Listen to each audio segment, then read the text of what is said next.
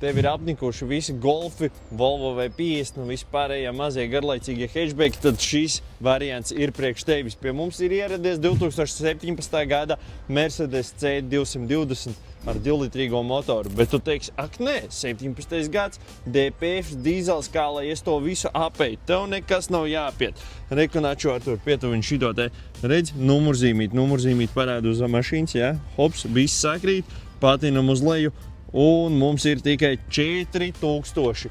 Atgādinu, ka pieļaujamais ir 1 000 000, un šitam ir tikai 4000. Bet, lai pārliecinātos par stāvokli, to arī iet pie mūsu mājaslapā www.autorīga.cu un pieprasīt bezmaksas kā ar vertikālu atskaiti.